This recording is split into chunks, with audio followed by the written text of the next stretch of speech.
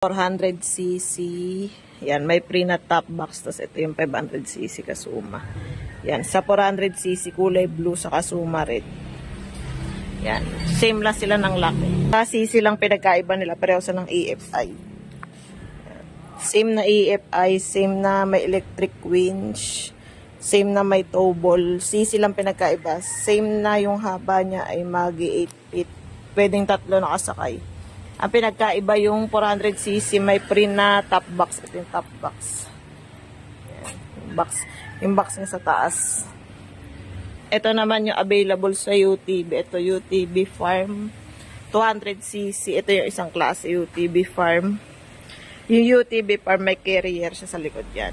Tapos meron siyang trapal sa nabubong dito. Ilalagay dito trapal. Steering wheel automatic, full automatic. 2-seater. Yan, meron siyang carrier. With windshield. Tapos isang klase naman, itong buggy. Yan, 2-seater din. Pero wala siyang carrier. Yan, walang carrier sa likod. Yan. Itong buggy, mas malapad siya. Yan, buggy. Ito walang carrier. Yan.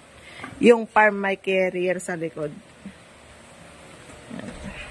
Ito yung likod ng buggy.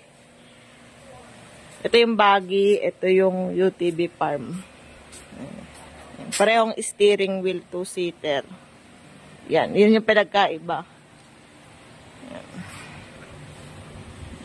Halos pareho sila ng haba. Yan. Sa taas, mas mataas tong UTV farm. Sa lapad, mas malapad tong buggy. Yan. Pareho sila ng size ng gulong. Parehong 10 inches mags.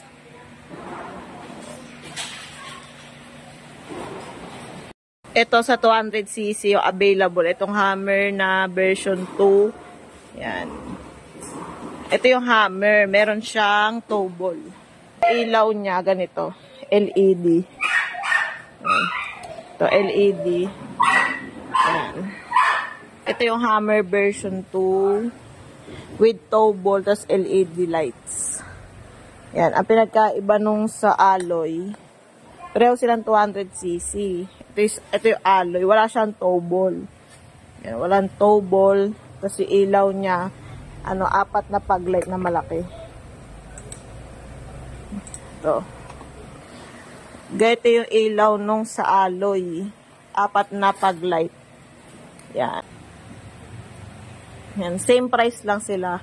Ang pinagkaiba lang, ilaw. Yan. Itong isa may tow ball siya. Ito yung isa with tow ball. Yan.